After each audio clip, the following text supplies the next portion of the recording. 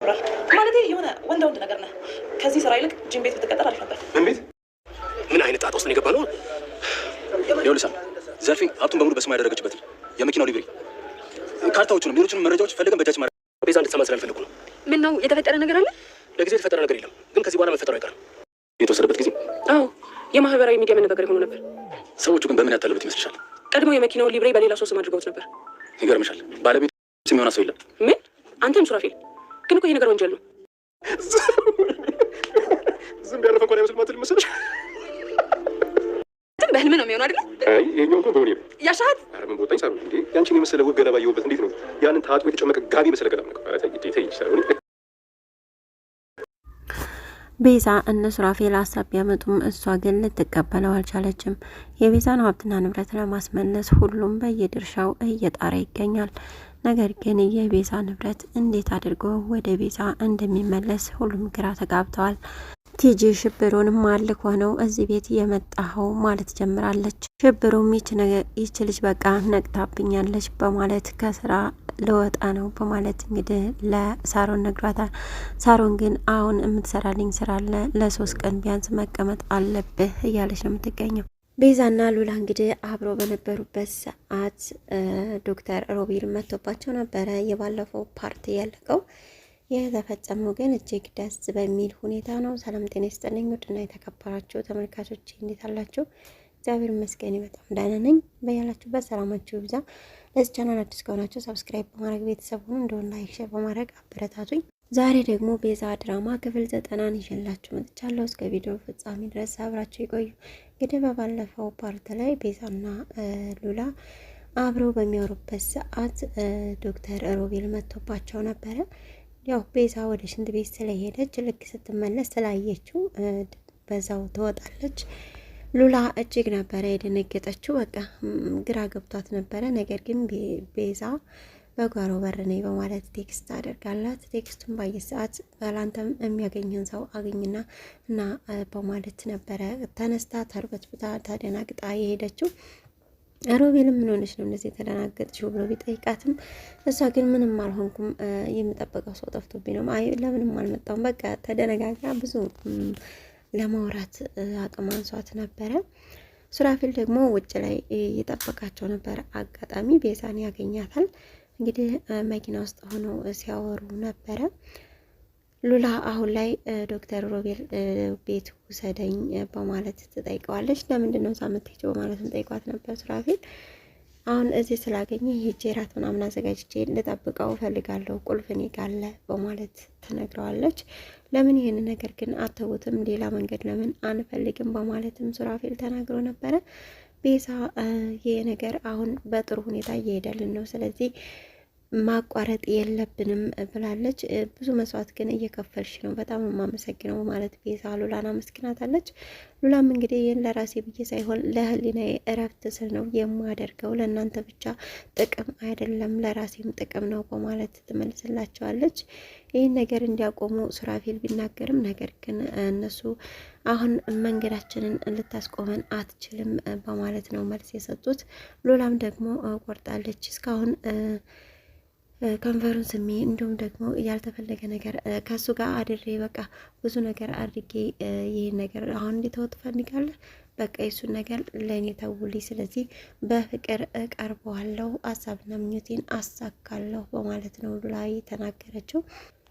ሀሳብ በማመንጨት የሚታወቀው ሳሚም እንግዲህ ዛሬ ላይ ሱራፌል በሀሳብ ተስማምቻለሁ፣ የፍርድ ቤቶችን እንዲሁም ደግሞ የመሬት ማስተዳደሮችን አማክሬ ነበረ።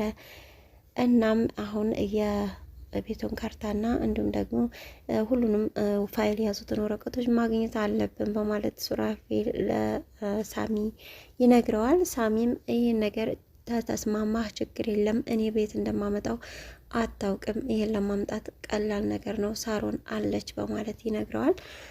ሳሚም እንግዲህ ሳሮንን በመቅጠር ሽብሩ ወረቀቶቹን ፈልጎ እንዲያመጣ ያለውን ሀሳብና ያወጡትን እቅድ ይነግራታል።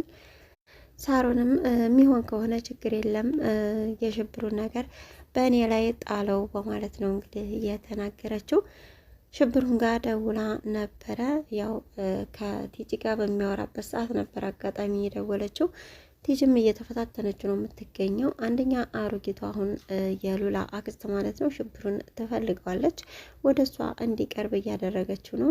ቲጂ ደግሞ ማን ነው ግን እዚህ ቤት የላከ እያለችው ትገኛለች። ይህን ባለችው ሰዓት እንግዲህ እጅግ ነበር የደነገጠው። ምክንያቱም የገጠርም ሰው ስለሆነ ያው ትንሽ ነገር ሲነገረው ፍንጩ ስትነግረው የደረሰባት መረጃው የደረሰችበት መስሎት እጅግ ፈርቷል። ወጥ እንጀራ በወጥ አምጥታለትም ነበረ። ለምን ማንኪያ ጨምሪልኝም ወጡ እንድጠጣው ነበር ያላት። ምክንያቱም ወጡ እጅግ በጣም የቀጠነ ስለሆነ። እንዲሁም ደግሞ ቲጂ መጠጥ ይዛ ሳሎን ቁጭ ብላ ሞልወያዋንም የጠረጴዛ ጨርቋን ይዛ ዛሬ ነው ያርገውና ድሮ እዚህ ቤት እንደ ንግስት ነበርኩ፣ ዛሬ ግን እላይ የሆነ ታች የሆነ እላይ ጊዜ ጣለኝ በማለት እንግዲህ ለብቻዋ በምታወራበት ሰዓት ሽብሩ ይመጣባታል። ሽብሩም እንግዲህ ምን እየሰራች ነው? ምንድን ነው የደበቅሽው ሲላት ምንም አልደበቅኩም ጨርቅ ነው ያስኩት በማለት ትነግረዋለች። እሷ ግን እየጠጣች ነበር። ከዛ በኋላ ሳሮን ሲደውልለት ወደ ውጭ ይወጣል። ሳሮንም እንግዲህ አንዳንድ ነገሮችን እየነገረችው ነበረ። እሱ ግን ቲጂ እንደዛ ስላለችው ማለትም ማልኮ ነው እዚህ ቤት የመጣው ስላለችው የነቃችበት ስለመሰለው ለሳሮን እንግዲህ በደወለ ሰዓት ነግሯታል። እንዲሁም ደግሞ ሳሮን ብሎ ቲጂ ፊት ስላነሳ ሳሮን ብዬ እኮ ስምሽን አነሳሁት እንደው አደራውን ሳልዋረድልሽ አልቀርም በማለት ለሳሮን ሲነግራት ሳሮንም እጅግ በጣም ነበረ የተደናገጠችው። ለምንድን ነው እንደዛ ያልከው? ለምን ነው የማትጠነቀቀው? እንዴትን የቀይ ጥቁር የሆነ ሴት ምን ላድርጋት ግን? ለምንድን ነው ዛፌት የገባችው? የእሷን ቦታ እኔ ነበርኩኝ መውሰድ የነበረብኝ። ለማንኛውም ሌላ ሳሮን ናት ምናምን በላትና ለማደናገር ሞክር ብትለውም እሱ ግን እኔ ከዚህ ቤት መውጣት እፈልጋለሁ በማለት ይነግራታል። አሁን መውጣት የለብህም፣ ቢያንስ 1-3 ቀን እዛ ቤት መቆየት አለብህ። ደግሞ እፈልጋለሁ፣ እንድንገናኝ እፈልጋለሁ በማለት አንቺ ቀጥረሽኝ የማልመጣበት ቦታ የለም በማለት እንግዲህ ሊገናኙ ወስነዋል። እንግዲህ በሚገናኙበትም ሰዓት ያው ዶክሜንቱን ወረቀቶቹን እንዲፈልግ ነው የምታደርገው ማለት ሳሮን የምትነግረው ማለት ነው። ልክ ይህንን ከጨረሰ በኋላ ምናልባት ከዛ ቤት ሊወጣ ይችላል። ዘርፌ የመኝታ ቤት ድረስ እንዲገባ ስላደረገችው ምናልባት ሊመቸው ይችላል።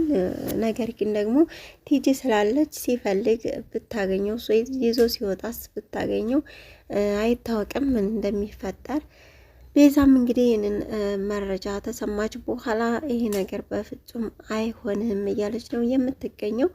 ምክንያቱም ይሄ አደጋ ላይ የሚጥል ነው የሚሆነው። ስለዚህ ይህ ነገር መፈጸም የለበትም ትላለች። ሱራፌልም ቢያንስ አንድ እድል ስጭን፣ አንቺ ብቻ መድከም የለብሽም፣ እኛም ደግሞ በሌላ አቅጣጫ መሞከር አለብን። ሰው አውርቻለሁ፣ ስለዚህ እነዛ ሰዎች ስለሚያግዙን ነገሮች ይፈጸማሉ እያላት ነው የሚገኘው። ነገር ግን ቤዛ በዚህ ሀሳብ አልተስማማችም። በቀጣይ ቪዲዮ ደግሞ እስኪ ምን እንደሚከሰት ተከታታይ ማቀርብላችሁ ነው የሚሆነው። እስካሁን አብራችሁ ስለቆያችሁ እጅግ በጣም አመሰግናለሁ። ለዚህ ቻናል አዲስ ከሆናችሁ ሰብስክራይብ ማድረጋችሁን አትርሱ። ያላችሁበት ሰላማችሁ ይብዛ። ሰላም ለሀገራችን፣ ሰላም ለሕዝባችን።